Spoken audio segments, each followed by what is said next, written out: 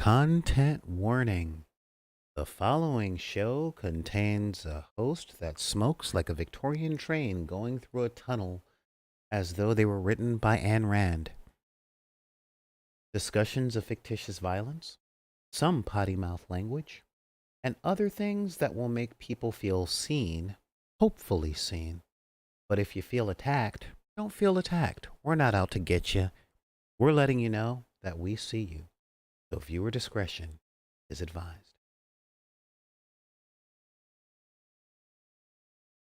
You probably could deal with that a little bit better. You know what? It's Thursday, dude. Let's just get to the show.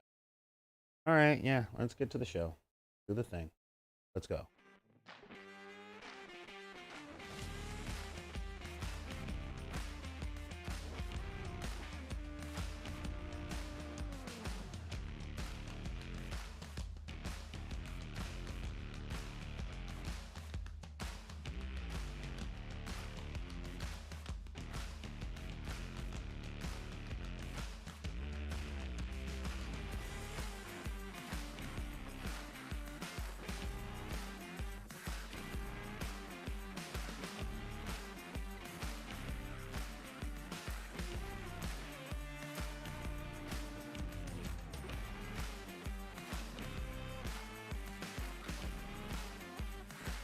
Hey everybody, how's it going out there? How you doing? What is going on? What's up? This is Solar Grey, the Cinematic Sorcerer, coming at you from the Wizard's Tower, and we're having a little bit of technical difficulties right now.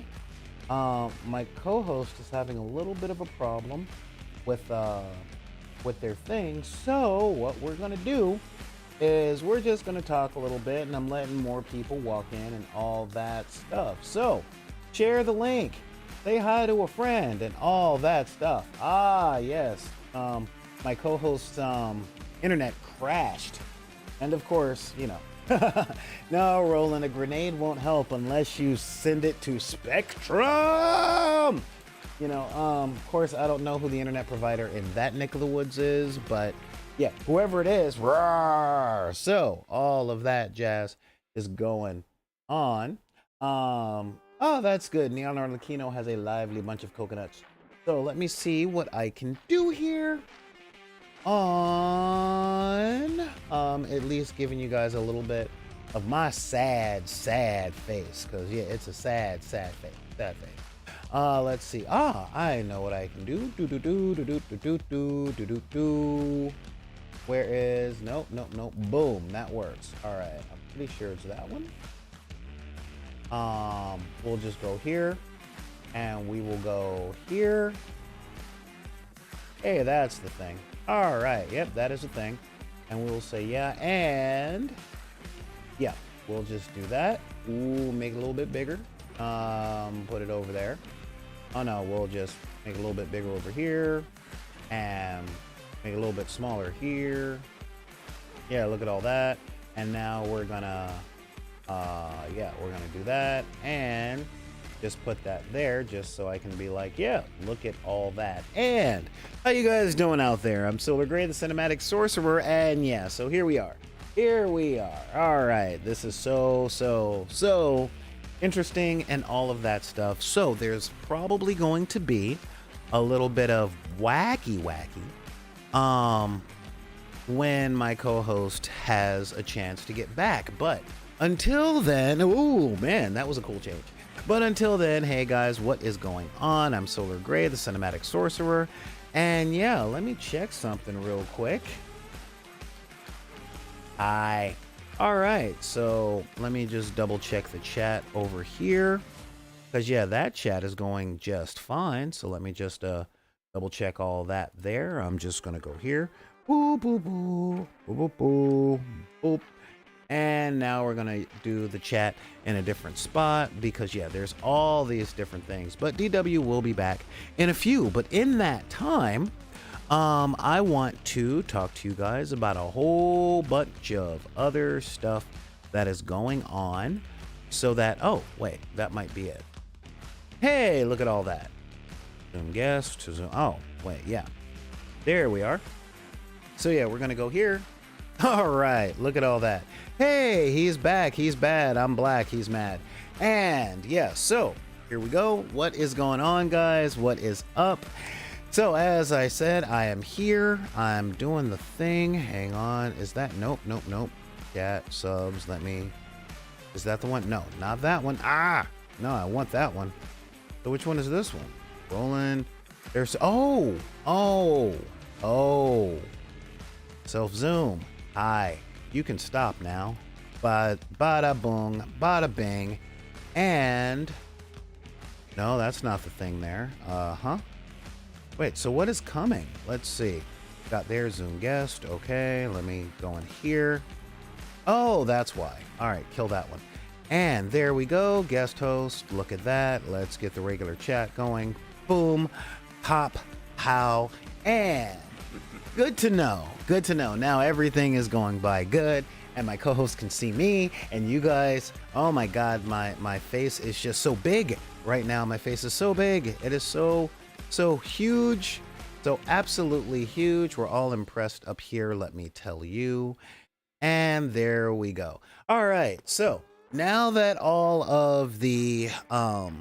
we got all the technical difficulties out, yeah, thank you guys for showing up today. Hello, everyone that's watching over at the YouTubes. All right, guys.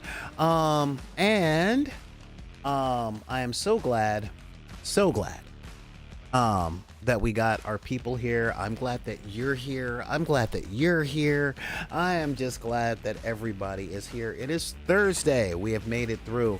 And welcome to the dark side of the room. This is the show where we talk about games, creations, life, the universe, and all of those things. But am I here by myself? No. I'm not here by myself. Actually, you are. I only live in your brain. You don't really exist, Solar. I've been you this whole time. Oh. Well, then let's just keep going with that. And with me today, as a piece of my logical psyche brain, you guys know him from a plethora of cartoons, TV shows, a couple of commercials or two, and all of that jazz. What? No audio? What are you talking about? I'm here. I'm looking at this stuff just light up. Just look at all that lighting up. Yeah, thank you, Neon Arokino. It's like, I hear him, and I'm looking at my thing, and audio's coming through on every single thing. So with that, I'm going to say, welcome back to the show. A great entertainer, a great humanitarian, and one of my dear friends, like family, for 24 years, Mr.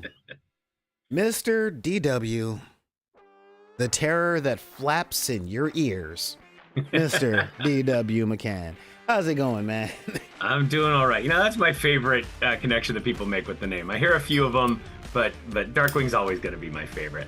You know, all right, so I want to start this out because I get a feeling you're kind of having a rough day, and I definitely understand rough days. So I'm going to start out by letting you know that I did something that you suggested, and oh my God, you were so right.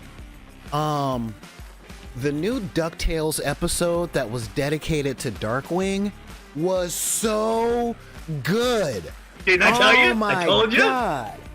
And the fact that the fanboy actor that was getting his butt kicked his whole life turned out to be Drake Mallard at the end. I'm like, This show that's writing about the reboot of Darkwing Duck is a backdoor pilot for a reboot of Darkwing Duck? Yep. In all honesty, it's my example for anybody that's trying to revivify a TV series, animated series. Like, I wish WB would take a picture out of this rather than we're just going to remake something we made into movies that are still extremely popular, and we're just going to see if we can eke a little bit more money out of them.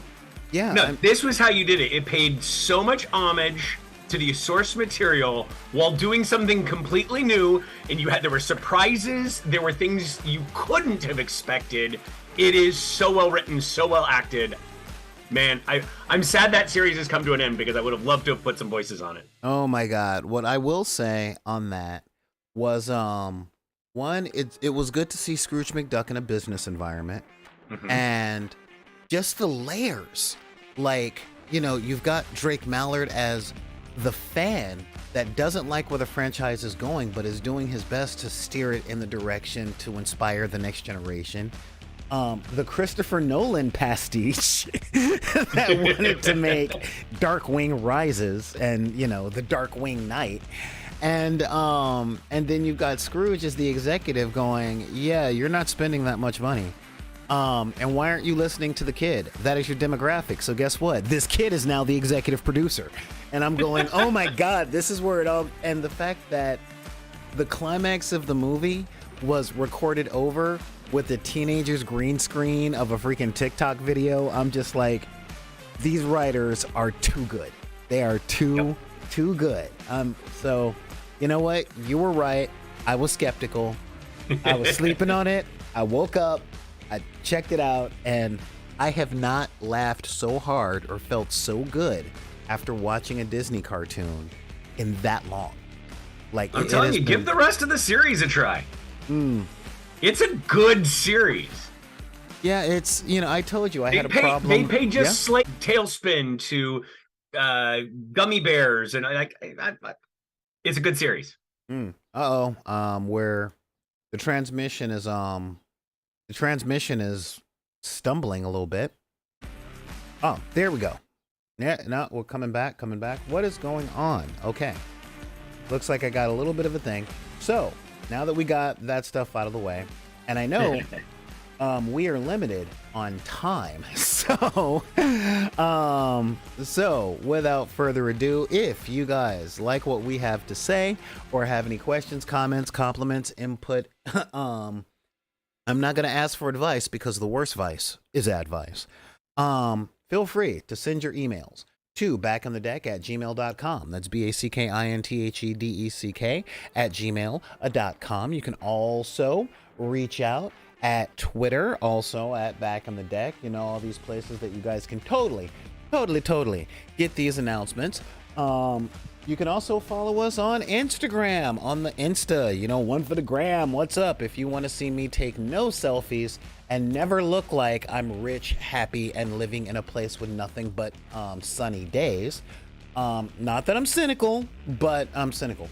And if you are under 50, then you can also reach out on TikTok. That seems to be where everybody is nowadays. At BidPy, that's BIDPY. And if you're not under 50, then reach out on Deckers on the Book. That's our Facebook group. And if you're older than 50, I would say we have a MySpace where I put up all the audio broadcast, but I'm lazy and tired and I don't know that much about tech. So we don't, you won't be able to find us on MySpace, but you might be able to find us on LiveJournal. How much am I dating myself? So yeah, reach out, let us know if you guys are coming out to LA, get together, reach out and I'll be like, hey, let's meet up at one of our friendly local game stores and do some stuff.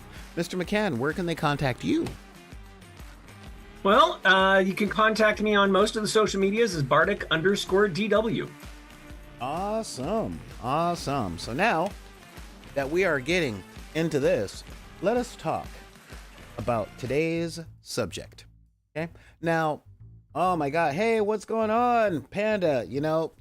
You keep calling me your tribal chief. I am not in charge of this tribe. I'm just facilitating it. That is all. This is your guys' community more so than it is mine. I'm just the guy. I'm just the host of the party. I'm saying, bathrooms over there. Don't clog it up. Snacks are over there. Try not to spill on my carpet. And mingle. Go. You guys talk.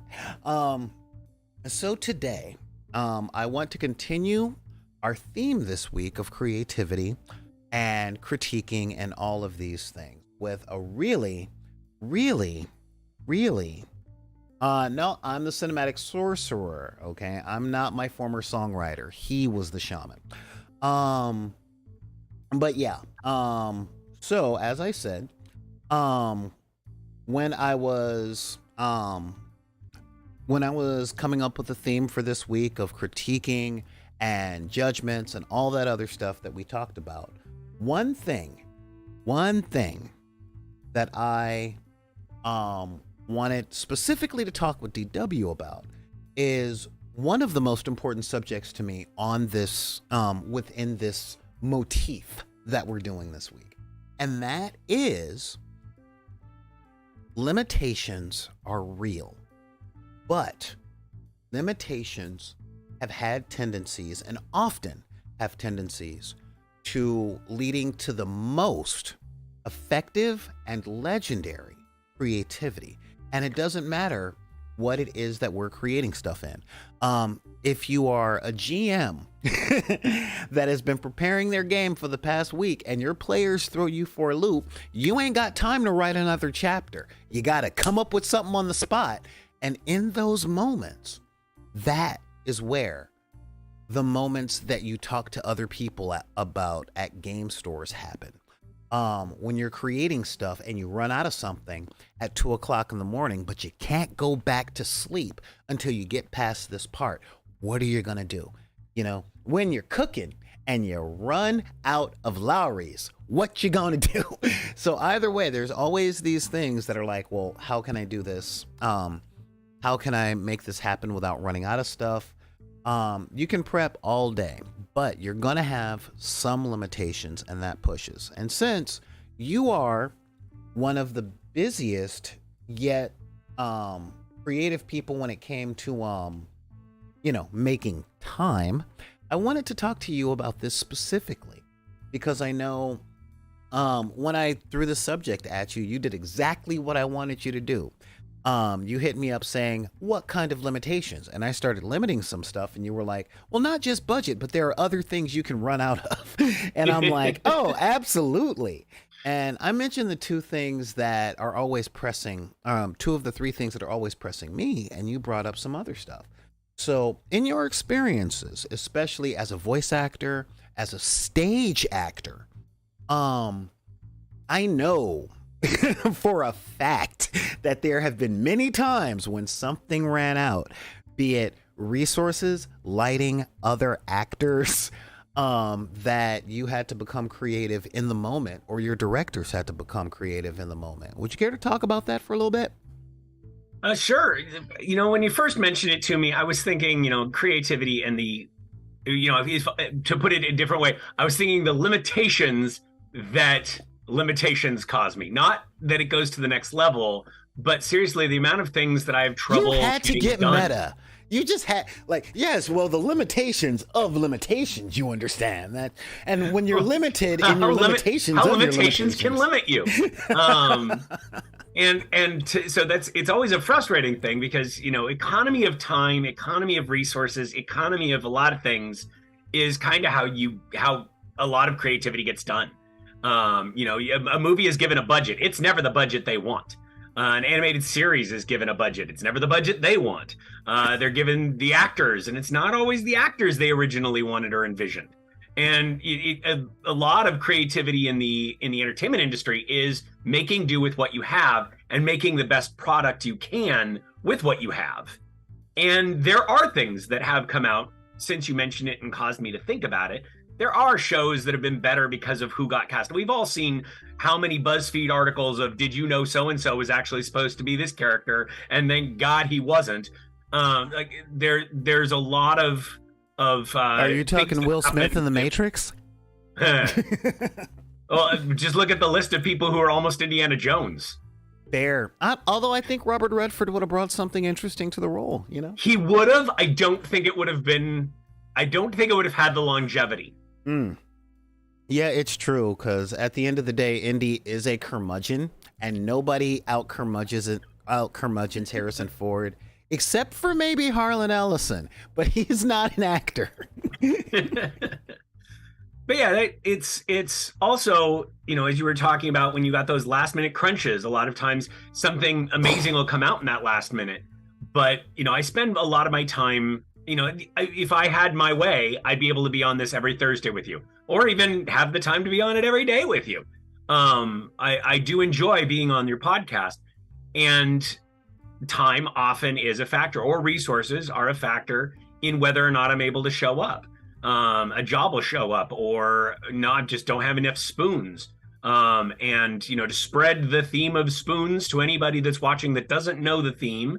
But the idea was somebody was trying to explain limitations from a health aspect to somebody else, and they were sitting in a restaurant, and the person wasn't quite grasping it, and they finally gathered all the spoons from the tables around, set them in front, and said, all right, let me know what you're going to do. You're getting up in the morning. What do you do? And as they described in action, they went, no, first you have to get out of bed.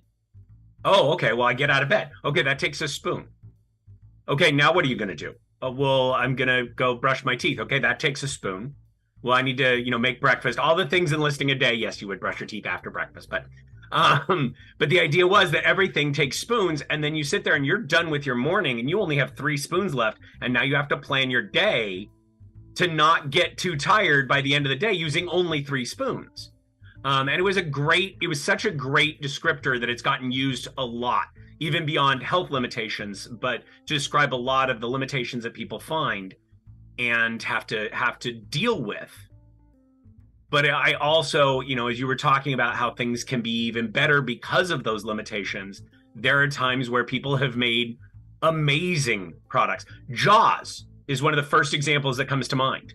Ooh, yeah. Jaws is a great example of time, resources, and money not allowing them to show the shark as much as they wanted to. Yeah, and technology. Let us not forget technology. Well, and the thing is it wasn't even necessarily quote unquote technology, because it was saltwater eating the tubes. And the latex that the shark was made from absorbing too much water and making the thing sink. Yeah. So I mean, all of that, how many times did the Waterworld set sink? And that didn't help that movie. But hey, other than I'm pretty sure by the time they built the 4th set, it was standing on a foundation of 3 other sets. Yeah. I mean, yeah, they made their money back eventually. 10 years of a ride attraction, and Waterworld made back its money. That's why that one's still going, I'm pretty sure, is they've still got a few people going, hey, you still owe us. You still owe us a little bit. Yeah, exactly. So that's a really big thing. So I couldn't think of anyone better in my Rolodex to talk about this type of thing with, because most of the things that I grew up loving. Now, I love how you brought up a point, because I remember 15 years ago, you and I talked about like being part of noble families and what our house words would be. And, I don't know if you remember that, because, my house words are I maintain. But my house motto is take what you got and make what you need out of it. Because, again, with limitations, there's a lot of really, really interesting things that comes up when you have a need, but there aren't enough of something that you have. And then, do you have a happy accident? Do you have an improvisation? Do you lean into the fact that C's get degrees and you're not always going to ace that term paper? Or do you hit something from out of the from left field, and that turns out to be the grand slam that gives you something that no one else has seen before? This is, believe it or not, the origin of hip hop. There were no musical instruments in the Bronx. Very few people could learn how to play guitar and bass and drums unless they were with the church. But the kids that wanted to do music and had something to say took records and, started editing and stitching, and like the record scratch was literally, I need to back up and get that part again. Hey, what's that sound? Thank you, Grandmaster Flash. Yeah. And Cool Herc. Yeah. So, what I've come to find is that a good amount of the things that we don't think that we can live without were invented or stumbled upon by adjusting to a limitation at the time, be it a lack of fiscal resources, a lack of ingredients, a lack of time. And you brought up having a lack of spoons, and I never thought about that. And I should, considering how many jobs I've blown, because I've gone insane during them. But I never really thought about that. So and I brought up to you 2 of the most legendary moments in film where the two limitations were spoons and health. Okay, and of course they both come from Harrison Ford, which was the sword fighting bit from Raiders of the Lost Ark, where it was, that legendary 3-minute sword fight between Indy with his whip and the dude in the turban that had the great big scimitar. And no, wait, that never happened because Harrison Ford had malaria and had to go to the bathroom. And that gave way to the most unsung and honestly most legendary stuntman in the field who went with the shot when Harrison pulled out the gun and shot him. Because he's not just a stuntman, he is an improvisationalist, and yes-anded that scene. Oh my God. So much so that even mentioning it, half of the chat is probably lighting up right now going, oh yeah, I love that scene, or ha ha, hoo, ha ha, ha ha ha. Bang, I gotta go to the bathroom. Well, and it even then got a callback in, I think it was the third movie, when he's up against somebody, or it was the second movie, and he goes up against somebody and he didn't have his gun. Mm-hmm. So he had to fight him regardless of it. Yeah, exactly. And I've often wondered if that is the same choreography that never got to get used. That is a good question. That really is a good question. And the spoons moment was, of course, in Empire Strikes Back, where he's about to be put in carbonite and Leia's like, I love you. And he's like, I know. That wasn't a Han moment. That was Harrison just being done with Carrie Fisher flubbing the line after 121 takes. And it was like, I love you. I know. Oh, wait, she got the line right. You know what? We're running out of film. So Kirshner just said, you know what? Print it. That works. Let's move on. So yeah, it really is it's a really big thing where a lot of people, especially beginning artists, have what I call the mythologizing of a subject, in the sense of when we look at something that's professional, like any big budget movie, any big budget animation scene, just anything on those levels that we'd like to be on one day, we have this idea that the people that make the stuff, be it producing miniatures, writing songs, making records, making movies, doing cartoons, that they have everything they need and everything goes like clockwork.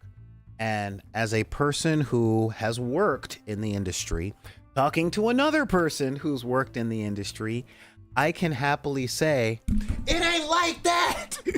It's real messed up. I know as a voice actor, I know you get a flat rate per day.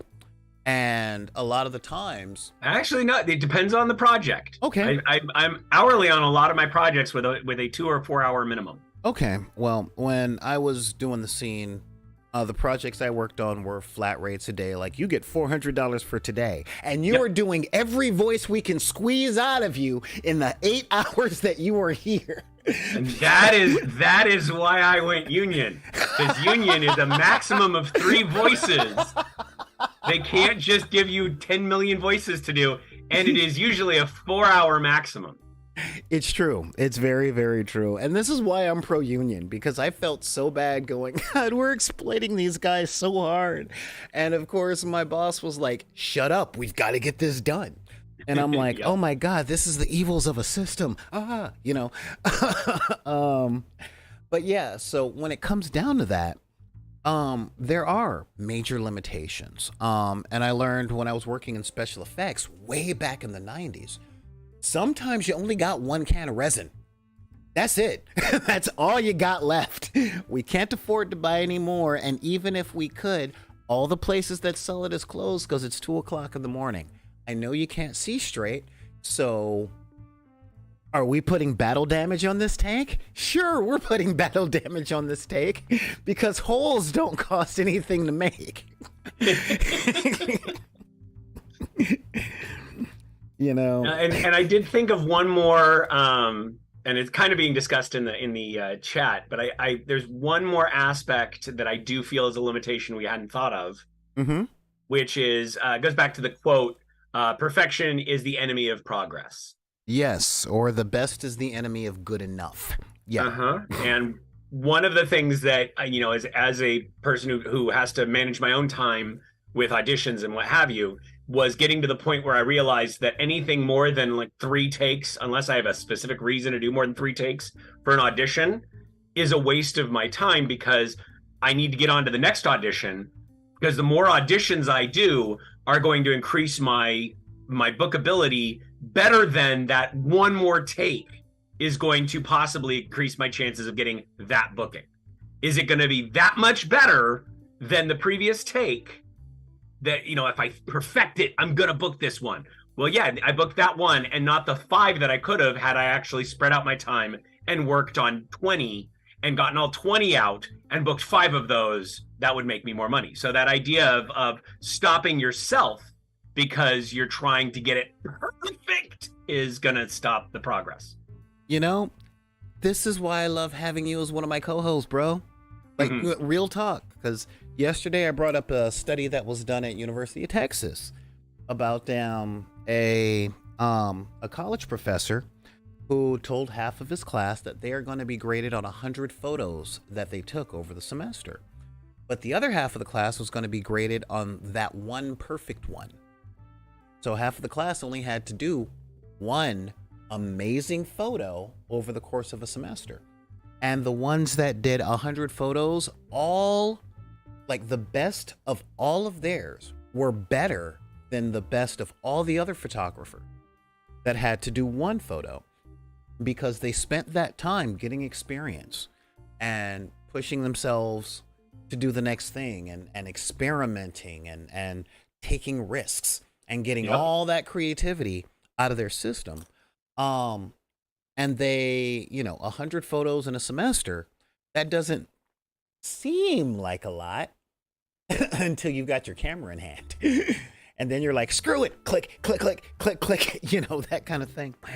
But yeah, we've got well, part of that also becomes the difficulty of narrowing it down to 100. Facts. Because I'd be like, 100 photos? Yeah. I'll see you next Tuesday. Click, click, click, click, click, click, click, click, click, click, click. Of course, that is kind of opposite ends of a lot of things, but as nerds, we come together and we do exchange good ideas. I'm like, thank you. That's why we're here. That's why we're here. Because I'm not going to agree with 100% of the Deckers all the time. Okay. We all come from different walks of life. And we also come from different political backgrounds and different religious backgrounds, but we're all here. Oh, wow. We got Clever Little Vixen in YouTube right now. Interesting. Hi. Interesting that they're not on Twitch, but okay. Oh yeah. They were they left a comment about those alternative castings, like Michael Jackson being cast as Jareth in Labyrinth, which would have been an absolutely different take. Not to mention, there would have been the lack of sexual awakening in many, many, many, many young girls that are all our age now. I don't know. There were some at the time. I don't know what stage in his career Michael was at when that choice would have been made. But I knew people that had it bad for Michael. Yeah, this was bad. This Labyrinth came out at the same in the same block of time as the Bad album, which had Smooth Criminal. I know people that got their sexual awakening from that version of Michael. Okay. That's the time in his career that folks in my neighborhood call the lightning. Those were his lightning years, because his career was just taking off like a shot of lightning. Yeah, that's it. Lightning. Yes.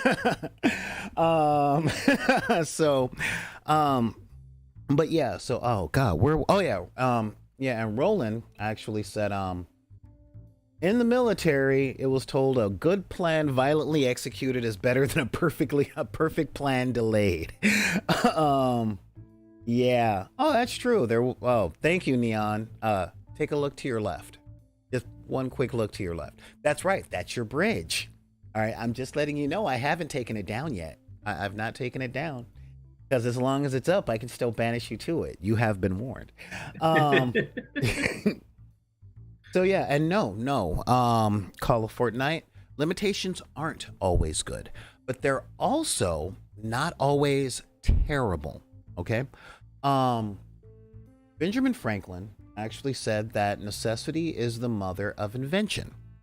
And what that means is when you need something, you'll figure out a way to come up with it. And the limitation is the lack of that thing you need. Okay.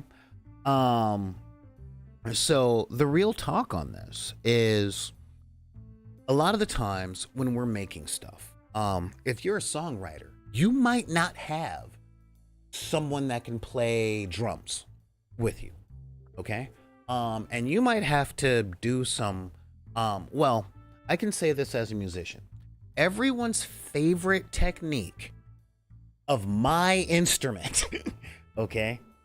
Go ahead. You can quote "I love you, man," because I haven't seen it and you have. I'm not. No. I know how much you don't like that quote. I'm not doing that to you. I know, but you can. In context, it's okay. This is the context for it. Go ahead. Say it. Just say it. Slapping the bass. Exactly. The reason that technique was invented was that Larry Graham, known for Graham Central Station and Sly and the Family Stone, didn't have a drummer when he practiced. So he came up with the slapping technique on the electric bass to synthesize a kick drum so that he always had a steady beat. You know, that was him. And the pluck was always the snare drum. You know, I'm also brought to mind, I think it was Weird Al, Another One Rides the Bus, in which case the drum beat was his accordion box. That was actually, no, that was My Bologna. Oh, My Bologna. I knew it was one of the very early ones. But yeah, the drum, his drum sounds on the recording are his case for his accordion. Yeah, exactly. And yes, king of living room furniture, he did invent slapping the bass. And Davey 504 and Charles Berthenol and not Jaco Pastorius because he wasn't a slapper, but Marcus Miller, you know, and all these legendary slap artists that are just like boom, and all that was created because the dude that came up with it had the limitation of no drummer. Yeah, there was a recent interview with Flea where he fully admitted how much he stole from the disco era. Oh yeah, absolutely. And of course Dave Grohl talked a lot about how he stole from the Gap Band, you know. Yep. And so yeah, I mean it's a real big thing. And again, this is another example of how limitations, having limited resources or not having everything that you want at the moment you wanted, can lead to some of the biggest and most legendary things when we are creating, painting, painting, drawing, all of those things. A good amount. I think it's a fair thing to say that improvisation is not just for acting. Improvisation, in the term that the word means, anytime you're using something that wasn't intended for another purpose, you're improvising. Okay. You're filling that hole. The only one that comes to mind of all the things we've mentioned, because maybe two of them, time and maybe spoons, are the only ones that you can't make up something else to replace it. Okay. That's the difficulty I find with those two limitations. I definitely get that. But when it comes to time and spoons, that means we have to be creative on how we use them. Yes. I know time is a really big one. Oh man, yeah, there's something going on with my computer because I'm looking at the bit rate and it's in the red. So yeah, it really is. Do I think a person can be creative and have no limitations? No, I don't. And the reason that I don't believe a person can have no limitations is because we are mortal. We are mortal and we live in this universe. And by this universe, I mean we are limited by the laws of physics. Yeah, what's going on? I do have one thought on that though. They can't. I do believe that you're right. No one can be creative in a. We're not in a vacuum. There are other factors that are always putting some limitation on us. However, I would like to point out in kind of a reference to Call's question is look at bands that released an album under the restrictions that they had when they were trying to make it.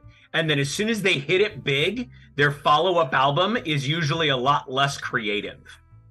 Well, there is an argument to be made there, though, because there's an old statement in music.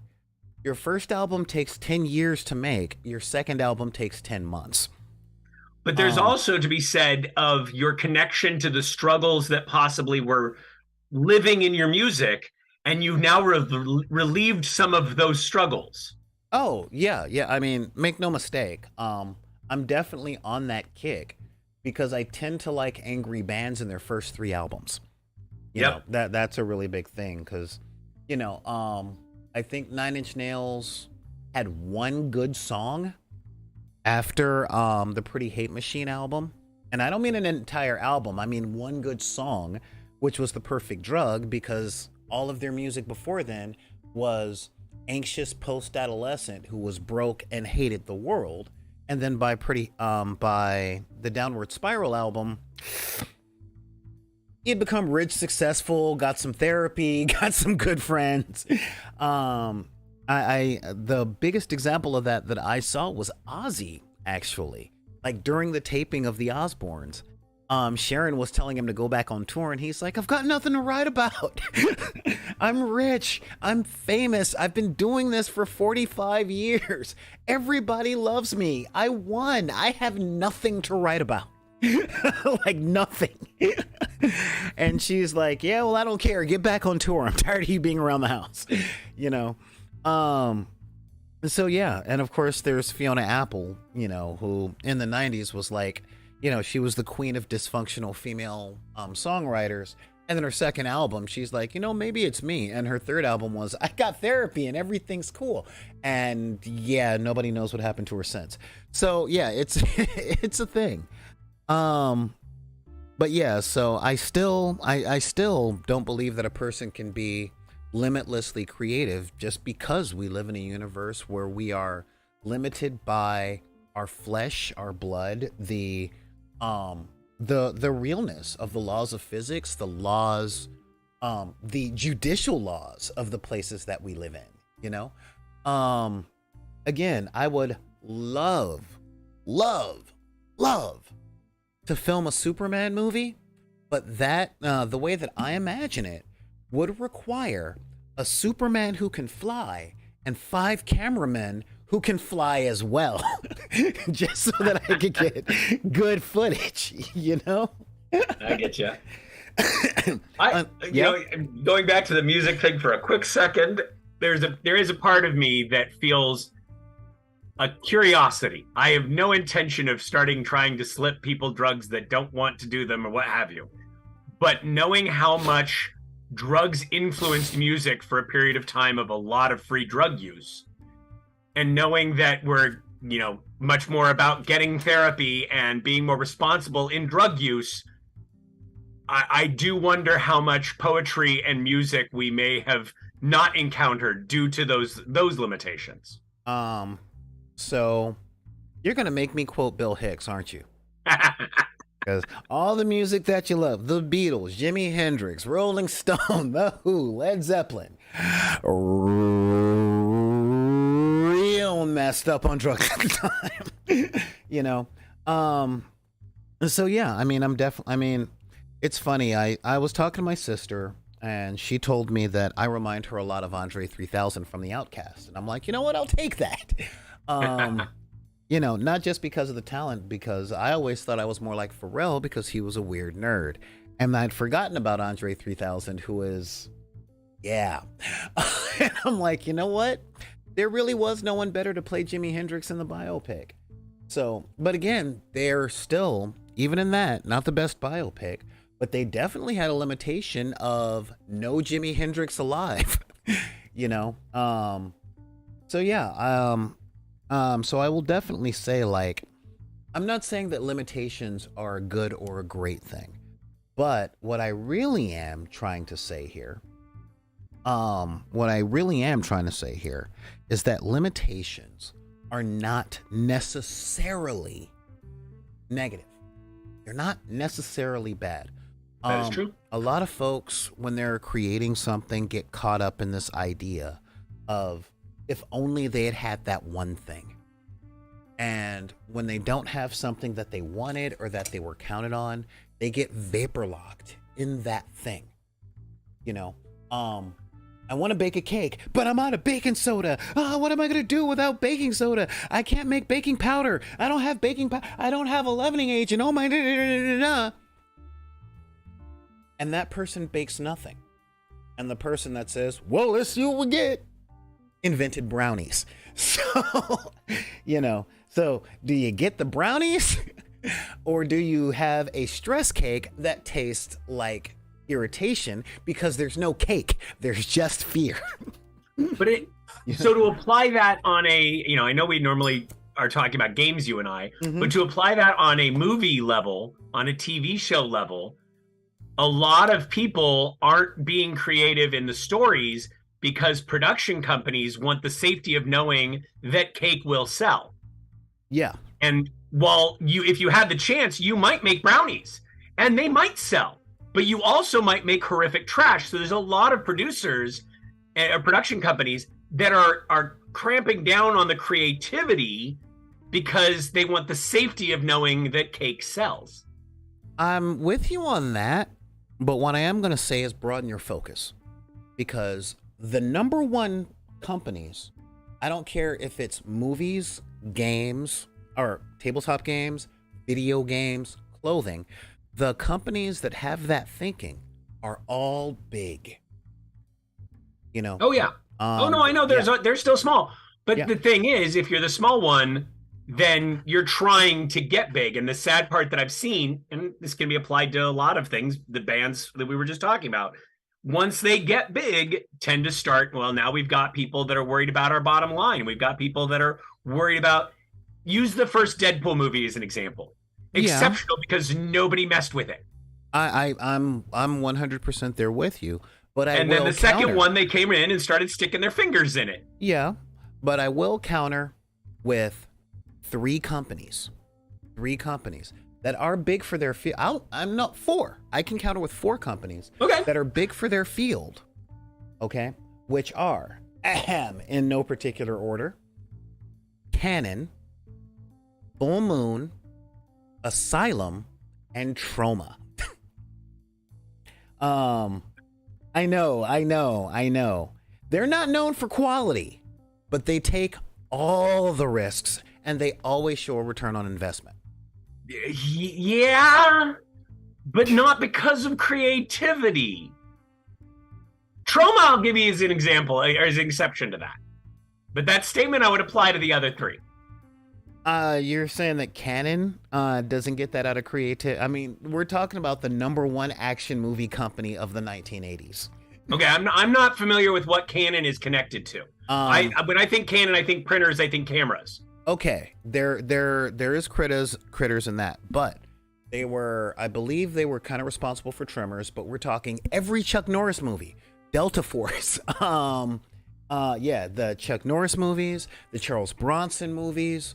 But look at the Charles Bronson movies and look at the Chuck Norris movies and recognize how similar they are. Truth. They are similar. It was not I'm going to be creative, go outside of the box. It was, I'm going to recreate this property that I know sold before, and I'm going to put different frosting on it. And it's a different cake. Exactly. They weren't making brownies. That's exactly what I'm talking about. Like, Missing in Action and Delta Force were both brought up. They were both Rambo ripoffs. The Barbarian Brothers were still wannabe Conan. Krull was a wannabe Conan meets Star Wars. But yes, but at least the Star Wars Conan crossover had not really been attempted, which is what made Kroll such a good example, though. Fair. That's fair. But the whole point is, let's cross this cake with brownies and see what we can do. Yeah, and the truth is, and you know what? Somebody somewhere invented the brookie.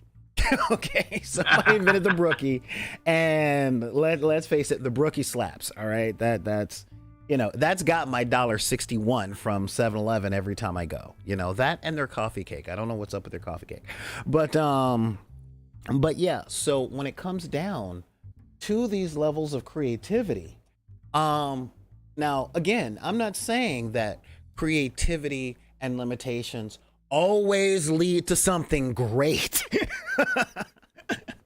Again, we just brought up Asylum Films, which, don't get me wrong, I personally think Sharknado was a masterpiece of innovation. I will say Sharknado was up until the fourth one.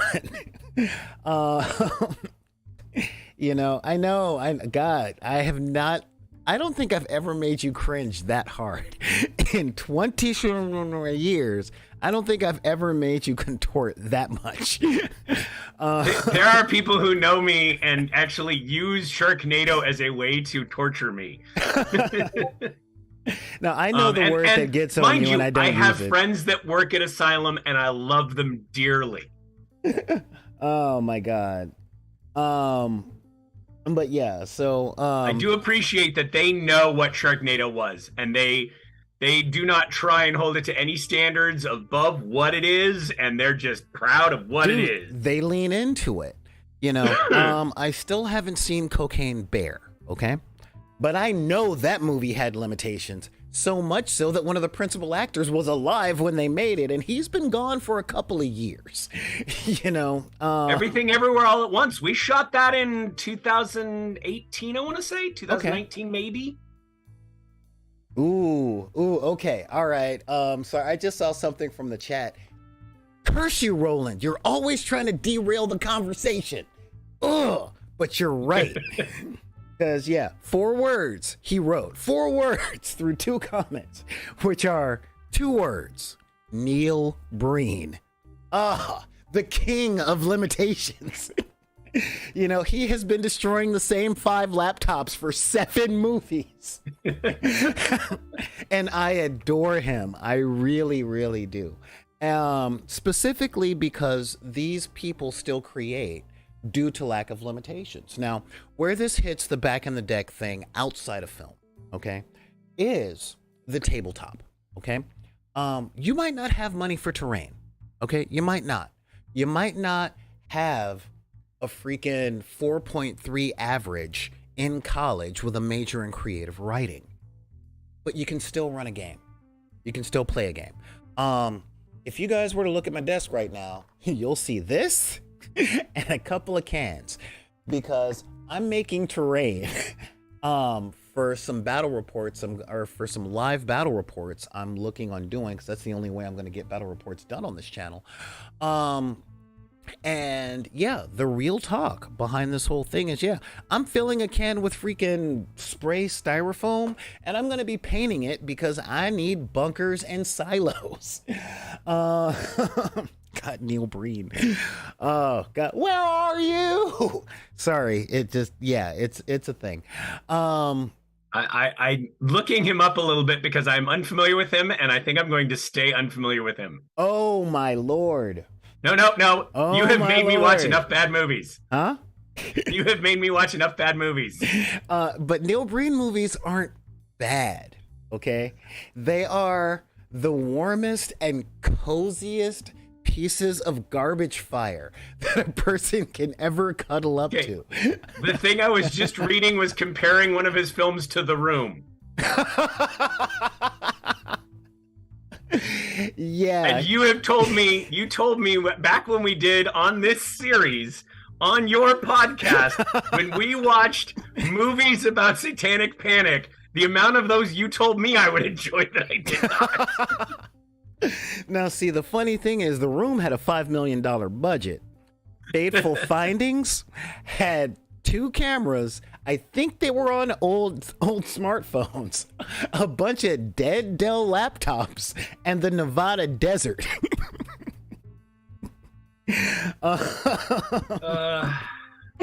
And oh my god, again, one of the reasons I love Neil Breen is because, again, the best is the enemy of good enough, and done is better than good.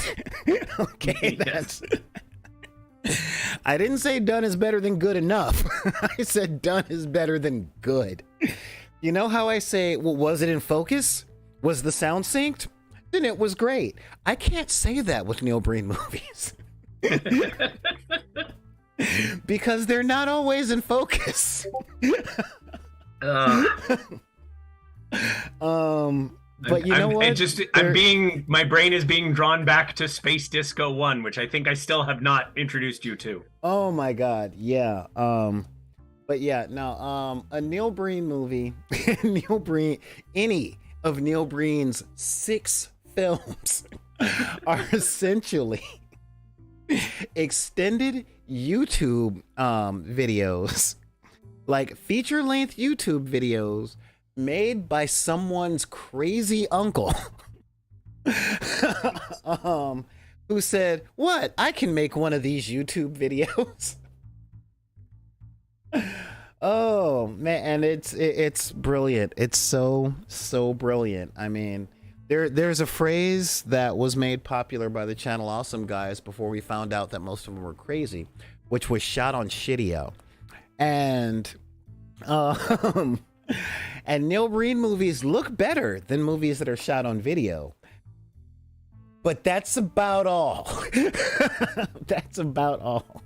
Well, and there's a phenomenon that I've been trying to figure out. There's 2 phenomenons, in all honesty, in a lot of movies that I've been trying to figure out. One of which is when the camera looks like a home video and not on purpose.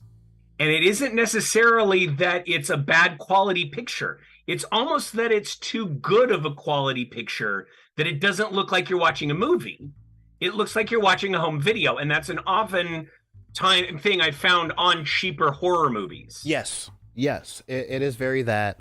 That came to prominence during the found footage phrase. But I'm seeing it on ones that aren't found footage. Yeah, I'm saying that it came to prominence. Oh, yeah, okay, yes. Okay, because essentially, it gives another layer of separation within the story. Okay, this is strictly a cinematographer trick in the, all right, we're going to make this part look like it's shot on old VHS in 1996 to give the audience an experience of something other. Like something to make the images that you're looking at feel non-diegetic. No, and I get that one. That's not the one I'm talking about. Mm-hmm. It's almost the difference between when you watch something on QLED TV versus watching it on a plasma TV right now. There's that like extra depth that it gives, and there's certain movies that when you watch it have that extra depth that is like from a current home video camera. If somebody shoots their family, like you're okay, and then you watch this movie and it's got that same quality. It doesn't feel like you're watching something that's been so processed. And I don't know why the fact that it looks less processed makes it look more fake. You know, I definitely get that. I definitely do. I noticed that with the new not quite black and white thing. Because yeah, we have a whole bunch of stuff that's like, look, I shot this in black and white, and it's like, you shot it in digital black and white. That's not film black and white. Number one, the blacks are off, and second, you didn't light this for black and white. You lit this for color, and you took away the black and white. You know, we've got 2 things here. Call of Fortnite has a question because, you know, honestly, sometimes I think Call of Fortnite might be 10. I think Call of Fortnite might be a 10-year-old. Because every show that they're on is like, why? Okay, I love you. Bye-bye. And thank you, actually, because the more you ask questions, the more content I can come up with, and it helps me write. So keep them been good questions. I definitely want to note that. Yeah. Do I think Mel Brooks movies shows the limitations? Absolutely. And I will point out one major limitation that should be absolutely obvious, which is, why has it taken 40 years for History of the World Part 2? You know? And yeah, I mean, one of my favorite moments of limitation in creativity is the literal ending to Monty Python and the Search for the Holy Grail. Okay? Yeah. They didn't have an ending for that movie. It is my least favorite part of that movie, but it is a perfect example of limitation. And how many sketches did they end with, like, you want to go back to my place? Oh, I thought you'd never ask. And then they walk off camera. Like, the abrupt ending is definitely a Monty Python thing. Oh, yeah. I mean, again, one of the major limitations was a lack of creativity. Like, where do we end this sketch? My personal favorite is, stop that. This is too silly. Now we're moving on, you know? but Mel Brooks is a perfect example of actually highlighting the limitations sometimes. One of my favorites was in Spaceballs, when they capture the stunt doubles. Oh my God, yes.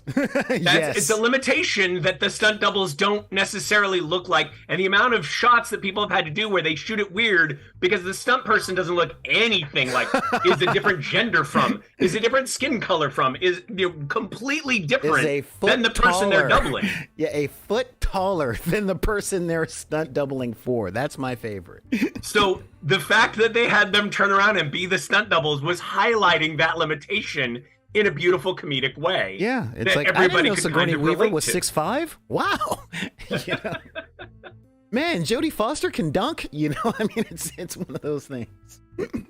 Yeah, no, I think he did a great job of not just doing humor in the stories he was telling, but also in the process itself of telling those stories, highlighting difficulties he would have in getting those, you know, movies and projects made. He would then make that a part of the story, that it was a difficulty to get that thing made. Yes, very much so. Which means I'm still waiting for Spaceballs 2, The Search for More Money. No, we talked about this last time. I know. Spaceballs 3, The Search for Spaceballs 2. Fair enough. Let's see here. Let's see. Yep. So essentially, guys, when it comes to when you guys are looking to make something, GM a game, write a story, play a song, okay? Just whatever you're trying to do. I promise you, from every professional I've ever met in the field, from super big names all the way down to people that are one level past me, no one ever has everything they want, okay? Ever. They might even start the project with everything they want for the project that they incepted, and then they start doing it, and they'll go, it would be really cool if, and they just don't have it in the budget, or they don't have the cast. A lot of stories grow in the telling. One of the biggest examples of this is everything from Peter Jackson in the 21st century. You know, the Lord of the Rings movies are literally the Star Wars for the millennial generations. They just don't realize that yet because they're stuck on Harry Potter. But the Fellowship of the Ring, the Two Towers, and Return of the King had loads of limitations. And those limitations lead to improvisational moments like Viggo Mortensen breaking his toe after kicking the Uruk-hai helmet, to the looks of concern when they were on the boats from Lothlorien that didn't float very well, and the body double for Frodo leans over to Viggo Mortensen going, hey, Viggo, I can't swim. And like, seriously, real story, real talk. The guy's like, I can't swim, so if I fall, Frodo's got to get rescued by Aragorn. And Viggo was like, what? You know? Another example, the movie Super Troopers had several things that happened. The one that comes to mind is the syrup drinking contest, where they originally were doing a lot of iced tea so they could chug it quickly. but they wanted one take with actual syrup, and the take where he finally lowers the syrup and has that wow look, that was because he had just drank a huge chunk of actual syrup. That was a genuine reaction. That was not a planned moment. Oh yeah. It was just he was that much sugar rushing at that moment. Yeah, and that's the thing, you know. So every limitation that we have, whether we have to finish something when we're just not emotionally up for it, or hang on, I'm reminded of a young Ed Wood. Yeah, very much so. And let's see, like foreign soap operas. I'm not quite sure where that came from, Clever Little Vixen, but it's possible that it's out there. But yeah, so when it comes down to a lot of the limitations that you might have when you're creating something, I am challenging you guys to just recognize that the frustration is there. It's very real. Recognize it. But don't be ruled by it, because within every limitation is an opportunity to do something that's never been done before. And everything that's never been done before has the potential of being amazing. Okay? A New Hope had never been done. And look at what happened in 1977 when everyone saw A New Hope. Now everybody's trying to be A New Hope. You know, Jaws had never happened.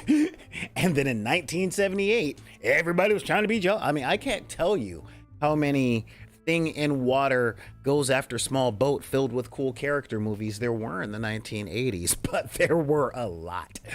Well, it's funny because you see a lot of like this movie's coming out and then 8 people will release a movie that's very similar to that in that same time frame. What are you talking about? Volcano was amazing.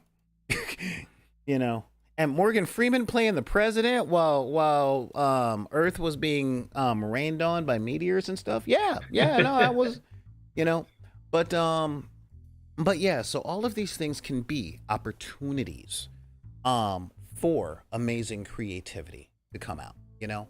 And if we can accept that we don't always have what we think we need or what we want for something, if we accept that, internalize it, and be at peace with it, then we can create the next Star Wars.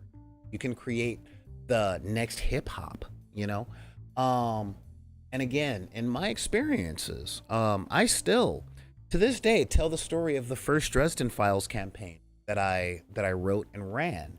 And my players, yes, I do.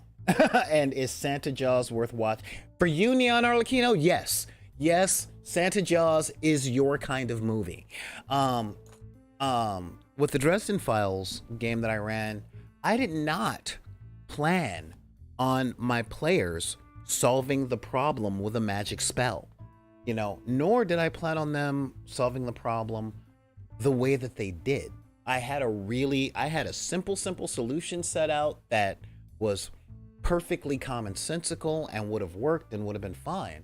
But they did something I didn't plan for. So I had the limitation of a lack of preparation for what they had just put on the table.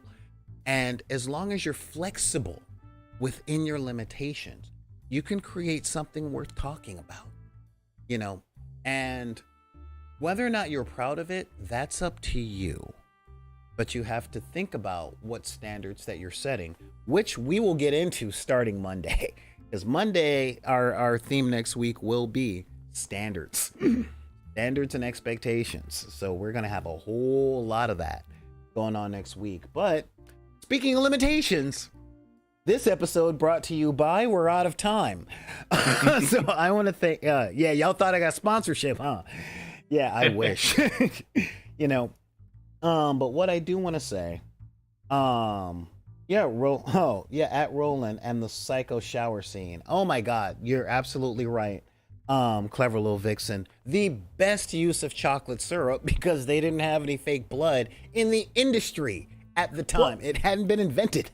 And then it looked so wrong when they colorized it because red chocolate syrup does not look like blood. It only worked because it was in black and white. Yeah, exactly. Exactly it. Although I think they used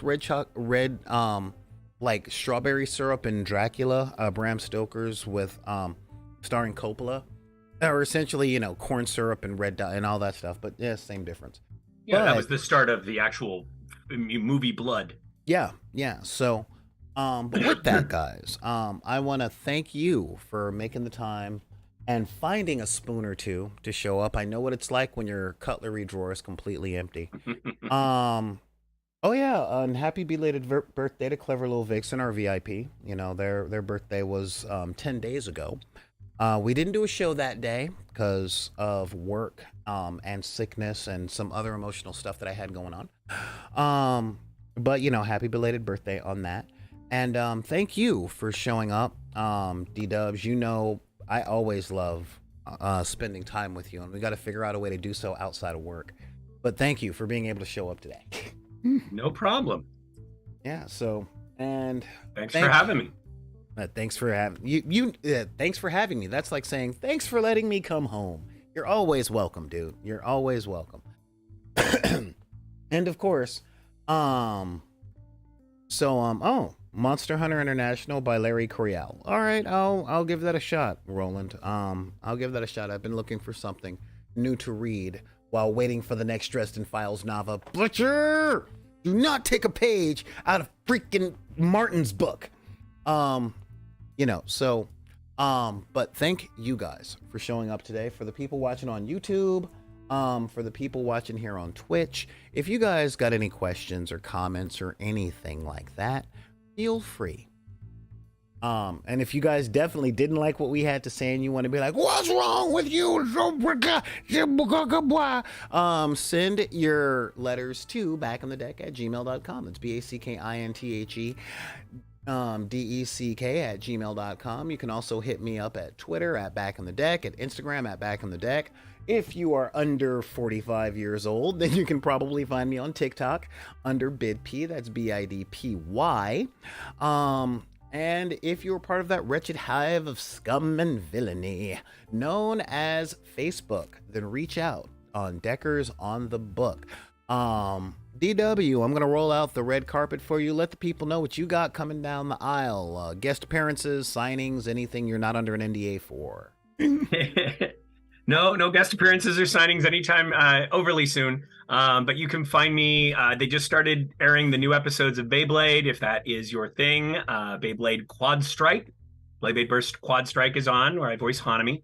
I'm also working on a real play D&D campaign called Dungeons Divided, which is on Twitch on Saturdays at 7. Airs on that episode is shown then on Monday. The channel also has a very interesting aspect to it where they made an archivist who has her own show where she kind of sums up the previous episode, but also then has things that she might take from the viewers to involve in the next show. So she is interactive with us. Nice. And then you can still find me on the Wheel of Time podcast, where we're currently talking about a rewatch. I think we're on episode 7 this weekend of rewatching to get ready for the next season. But there's also going to drop a new watch party Gaiman verse, and where we're going to talk about a lot of the Neil Gaiman stuff. And Solar, of course, is a person on the Wheel of Time watch party of Ice and Fire. Yes, Wapoy Waf. Yeah, so awesome. Well, thank you very much. And gonna address this one last time. Yeah, thank you, Roland. I'll check that out. Thanks for letting me know that's a little right wing for my taste. But guess what? I enjoy Sylvester Stallone movies, and all of his stuff is very right wing. Even the political satire stuff, like, Demolition Man, that's my jam. Although it's very conservative, but it's old school conservative, like Eisenhower Republican and stuff like that. But again, I'm not going to get into that too much. That's for our meeting down by the docks on Tuesday nights. Thank you, Call of Fortnite, for pulling up the Discord thing. And if you guys find value out of what we do, yes, this is the part where I start begging. We do need support. Always need support. So hit us up. There are ways that you can do so without spending any money, which is subscribe to the YouTube channel. Just look under Solar Grey. You can also subscribe here on Twitch with your Amazon Prime account. If you've got Amazon Prime and you're not subscribed to another Twitch channel with it, then you can subscribe here for free. For free. It won't cost you a dime. Just got to click a couple of little buttons and you're good. And of course, for YouTube to like, share, and subscribe, that's only a couple of clicks of a couple of buttons too. That you don't have to spend any money. You don't even look. It's less calories than it takes to burn a Tic Tac. Okay, this is a Tic Tac.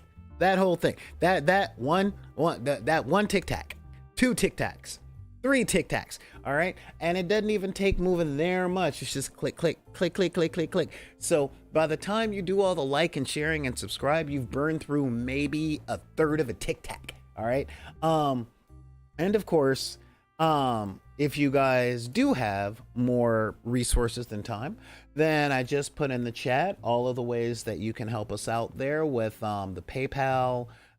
If you're just up for buying me a cup of coffee with a one-time donation, joining our Patreon, and of course getting some of our merch, right? We got t-shirts and notebooks and coffee mugs and all that other stuff.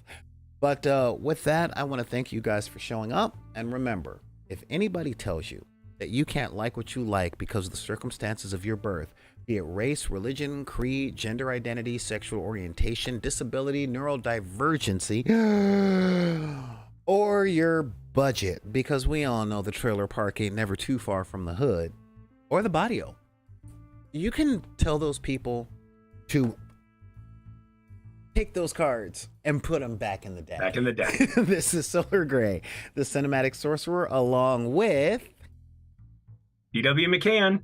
I always forget you're throwing to me at that point. Yeah, and thank you guys, and we will see you next time on the, before I give the actual sign off, I will be leaving town tomorrow morning, so there won't be a show.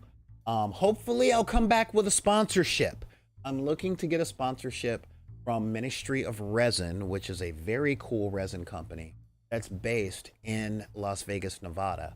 And a couple of friends of mine are going out there, and I'm like, hey, can I bum a ride? I gotta go talk to this company.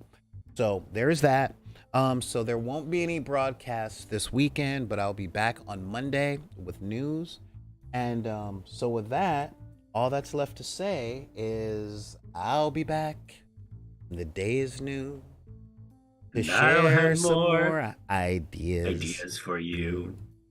And you'll There'll have be things you want to talk about. I will too. We'll see you guys next time on the dark side of the room. Bye.